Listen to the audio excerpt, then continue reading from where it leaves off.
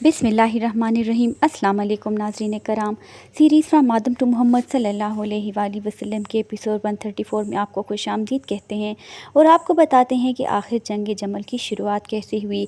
हमने पिछली अक़सात में पूरा पस मंज़र उस्मान रज़ियल्लाहु तआला अन्हा की शहादत और कैसे दौर खलीफा हज़रत अली का दौर की मुश्किलात का ज़िक्र किया था। उसी का एक हिस्सा है कि जंग जमल क्यों आई, कैसे आई और उसकी कैसे शुरुआत हुई, जिसकी ये तीसरी एपिसोड शाया की जा रही है, जिसमें आपको पता चलेगा कि आखिर जब पूरा सुकून हो गया था और हालात बिल्कुल नॉर्मल हो गए थे तो कैसे शरपसंदों ने किया और एक नई जंग का आगाज़ किया, जो तारीख़ के वर्क में अफसोस के साथ लिखा जाता है, जंग जमल। नाज़रीन कराम, उस तारीख़ के बाद जैसे हमने आपको बताया कि साज़गार माहौल ठीक हो गया था, इसके बाद यकायक अगले दिन फ़रीक़ीन में जंग छिड़ गई। हालांकि इसके कोई आसार न थे। इस लड़ाई को जंग जमल कहते हैं क्योंकि इसके दौरान हज़रत आयशा सिद्दीक़ा रज़ियल्लाहु तआला अन्हा ऊँट पर सवार थीं, जिसके गिर्द लड़ाई का ज़्यादा ज़ोर था। लड़ाई की तफसील से पहले इतना जान लें कि इस बारे में हदीस की सही रिवायत से दर्ज झेल अमबूत साबित हैं कि हज़रत अली रज़ियल्लाहु तआला अन्हा जंग से हतम इम्कान तवक्को कर रहे थे। यहाँ तक कि तलहा और ज़ुबैर रज़ियल्लाहु तआला अन्हा के लश्कर की तरफ से जंग छेड़ी गई। अलबत्ता हज़रत तलहा और ज़ुबैर रज़ियल्लाहु तआला अन्हा के हुक्म से जंग छेड़ना कहीं साबित नहीं। अलबत्ता गैबी शाहिद के मुताबिक सुलह का माहौल कायम हो चुका था। अचानक दोनों लश्करों के कुछ नौजवान निकले और एक दूसरे को बुरा भला कहा, फिर तेज चलना शुरू हुए। दोनों लश्करों के ग़ुलाम भी इनमें शामिल हो गए। नासमझ लोग भी लड़ाई में कूद पड़े। असल लड़ाई ज़वाल के वक्त शुरू हुई थी और मामला काबू से बाहर होने पर हज़रत अली रज़ियल्लाहु तआला अन्हु ने भी कार्रवाई का हुक्म दिया, जिसके बाद फ़रीक़ीन में नेज़ों और तलवारों से घुमसान की एक जंग छिड़ गई। पिछले एपिसोड में आपको हमने बताया था कि कुछ शरपसंद इधर उधर जाके लश्करों में बैठ गए और शायद वल्लाहु इल्म ये उन्हीं की कार्रवाई थी। जंग मुख्तसर थी, ज़ोहर तक असर जारी रही और सूरज डूबने से पहले ख़त्म हो गई।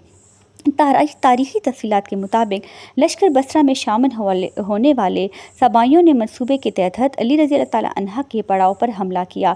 उधर हज़रत अली के लश्कर में शामिल सबाइयों ने हज़रत तलहा और ज़ुबैर के हामियों पर हमला किया और मुसलसल तीरों की बारिश की। हर शख्स समझा कि दूसरे फ़रीक़ीन ने माहदे की खिलाफ वर्जी करते हुए अचानक हमला कर दिया गया।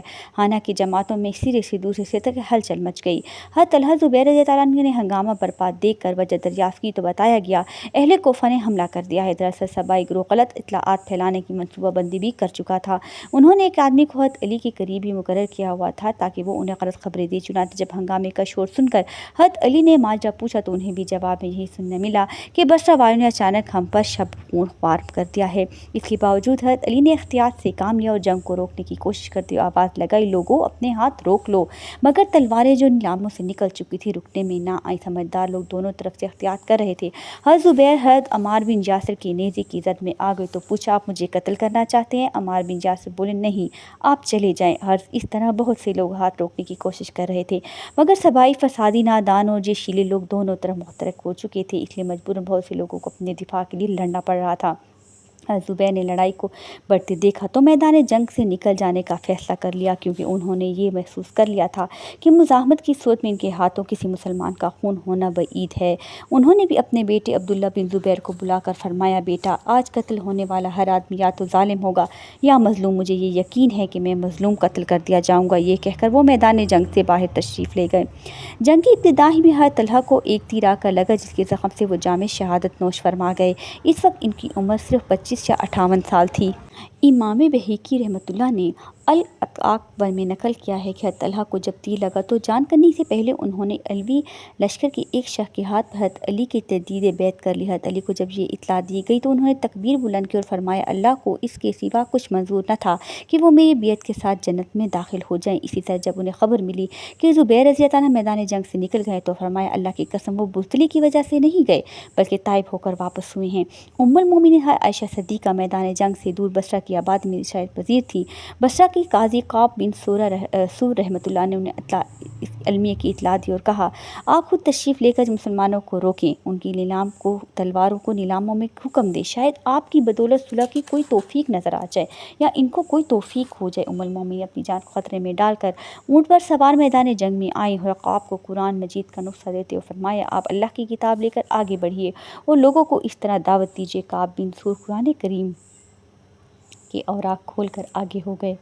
وہ قرآن مجید کے حکم پر صلح کرنے کی دعوت دے رہے تھے کہ سب بھائیوں نے بھی اس طرح تیر برسا کر انہیں قتل کر دیا۔ اس کے بعد ام المومنین پر تیروں کی بوچھاڑ شروع کر دی۔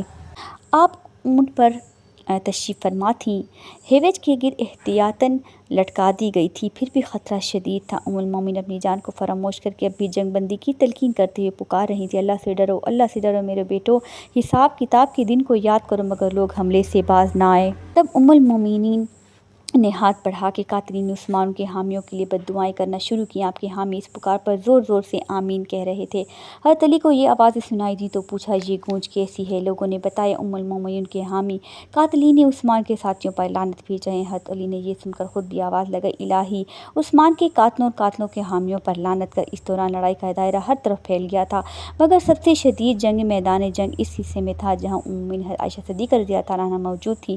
حملہ اور محافظوں سے اونٹ کی لگام چھین کر ام المومنین اپنے جھمگٹے میں لے جانا چاہتے تھے، مگر ام المومنین کے گرد پروانہ مزاحمت کرنے والے کم نہ تھے۔ ام المومنین اب بھی جنگ سے گریز چاہتی تھیں۔ طلحہ کے جمع ساز صاحبزادے محمد اونٹ کی لگام تھامے پوچھنے لگے، امی جان کیا حکم ہے؟ فرمایا، آدم کے 2 بیٹوں میں سے نیک بیٹے کی طرف بن جاؤ۔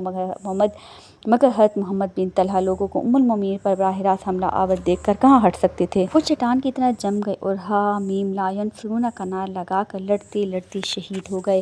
اس کے بعد حضرت عبد الرحمن بن عتاب اور پھر حضرت اسودہ بن ابو نے لگام تھامی اور زخمی ہو کر گر گئے۔ تب زخموں سے چور حضرت عبداللہ بن زبیر دوڑ کر آئے اور لگام تھام لی۔ تب تک انہیں 37 زخم لگ چکے تھے۔ اتنے میں مالک بن اشتر نجی نے ان کا سامنا ہوا، دونوں ایک دوسرے پر پڑ پڑے اور لڑتے لڑتے شدید زخمی ہو کر زمین پر گر گئے۔ دونوں کے حامیوں نے آگے آ کر ان کے کھینچا۔ مروان بن حکم نے بھی اس لڑائی میں ام المومنین کی حفاظت کرتے ہوئے حضرت عبداللہ بن زبیر کے شانہ بشانہ زخم کھائے۔ قبیلہ بنو بکر بن وائل، بنو نجیہ اور بنو سبا کے دلیر لپک لپک کر ان کی لگام تھامتے رہے۔ جو بھی ذمہ داری لیتا، حملہ آور اس کے ہاتھ پر وار کر کے کلائی کو کہنی سے الگ کر دیتے، پھر اسے قتل کر دیتے۔ اس طرح یک کے بعد دیگر 70 افراد نے ام المومنین کی حفاظت کے لیے اپنی جان قربان کر دی۔ حضرت عائشہ کے دفاع میں بنو سبا کے قائد بصرہ کے سابق قاضی ابین جشربی نے زبردست دلیری کا ثبوت دیا۔ آپ کے اونٹ کے آگے گھوڑے پر سوار تھے، ان پر ہند بن عمر و مرادی اور پھر عقبہ بن حصن حملہ آور ہوئے۔ قاضی بن جشربی نے دونوں کو آگے پیچھے مار گرایا۔ حضرت علی لڑائی کی شدت دیکھی کہ سر کندھوں سے لڑکھ رہے ہیں تو بے چین ہو کر حضرت حسین سے فرمایا، آج کے بعد بھلا کسی خیر کی توقع کی جا سکتی ہے؟ وہ بولے، میں نے آپ کو شروع میں ہی منع کیا تھا۔ اس طرح حضرت عقبہ بن عمرو حضرت علی کو رائے دی کہ کسی طرح ام المومنین کے اونٹ کو گرا دیا جائے، کیونکہ اہل بصرہ اب فقط ام المومنین کے دفاع کے لیے لڑ رہے ہیں۔ حضرت علی نے تجویز کو پسند فرمایا۔ عقبہ بن عمر اور ایک اور نامی شخص کو لے کر آگے بڑھے، جس عائشہ صدیقہ کی جماعت میں شامل اپنے بھائی عمرو بن دلجہ کو پکارا۔ وہ پاس آئے تو یہ حتات اپنے لیے امان حاصل کرنے کے لیے بعد اونٹ تک گئے۔ عقبہ نے اعلان کرتے ہوئے آگے بڑھے کہ تم سب کو امن دیا جائے گا۔ چنانچہ اہل بصرہ نے بھی ہاتھ روک لیا۔ عقبہ کے ساتھ حضرت عبداللہ بن بدیل بھی تھے۔ انہوں نے ہویج کے پاس جا کر پکارا، ام المومنین، آپ نے عثمان کے قتل کے دن خود مجھ سے کہا تھا کہ حضرت علی کا دامن تھامو، اللہ کی قسم ان میں کوئی برائی نہیں، وہ خیر ہی خیر ہے۔ ام المومنین خاموش رہیں۔ تب عبداللہ بن بدیل نے کہا، اونٹ کے پاؤں کاٹ ڈالو۔ اس کے ساتھیوں نے حکم کی تعمیل کی۔ محمد بن ابی بکر اور عبداللہ بن بدیل نے ہویج کو گرنے سے قبل سنبھال لیا اور اسے اٹھا کر حضرت علی کے پاس لے آئے۔ انہوں نے ام المومنین کو پوری عزت و تکریم کے ساتھ ہویج سے نکال کر ایک خیمے میں منتقل کرایا، پھر خود تشریف آئے اور ام المومنین کی خیر خیریت دریافت کی۔ امی جان، اللہ ہمیں بھی معاف فرمائے اور آپ کو بھی۔ ام المومنین بھی یہی جواب دیا، اللہ ہماری اور آپ کی مغفرت فرمائے۔ یہ جنگ جو حادثاتی طور پر شروع ہوئی تھی، ایک ناگہانی آگ تھی جو یکدم بھڑکی اور بجھ گئی۔ حضرت علی نے جنگ کے اختتام پر ایک مہربان اور خدا ترس حکمران کا کردار پیش کیا اور حکم دیا کہ کسی زخمی کو قتل نہ کیا جائے، کسی بھاگنے والے کا تعاقب نہ کیا جائے، جو ہتھیار رکھتے اسے امن دیا جائے۔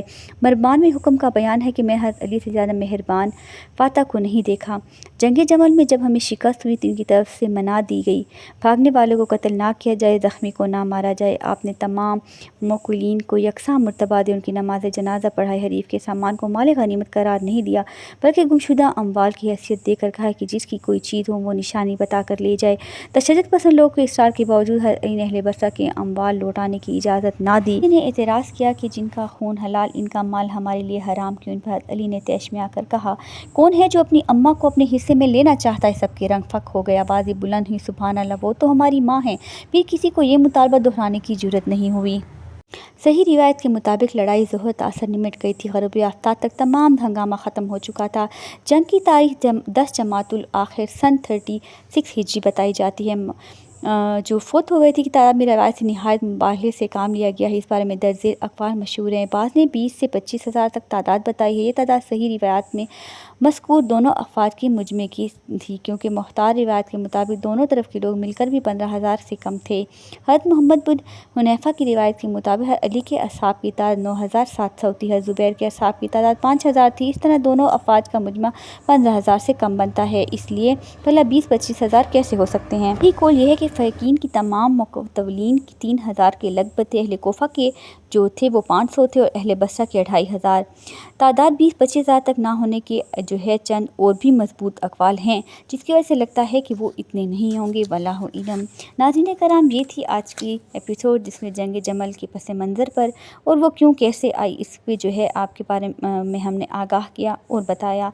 इसी के आगे जंग जमल के बाद के जो बातें हैं या जो तारीख़ है या जो औराक हैं जिससे हमारी किताबें भरी हुई हैं, इन 30 को जमा करके मैं आपको बताऊंगी कि आगे जंग जमल के बाद क्या हुआ। उम्मीद करती हूँ आज के एपिसोड आपको पसंद आएगी। लाइक शेयर सब्सक्राइब करना मत भूलिएगा। मेरे चैनल को बेल आइकन को ज़रूर दबाइएगा और मेरी हौसला अफजाई या मुझे कोई राय देने के लिए ज़रूर कमेंट कीजिएगा ताकि मैं उसको अपने एपिसोड में बेहतर ला सकूँ। अल्लाह निगहबान।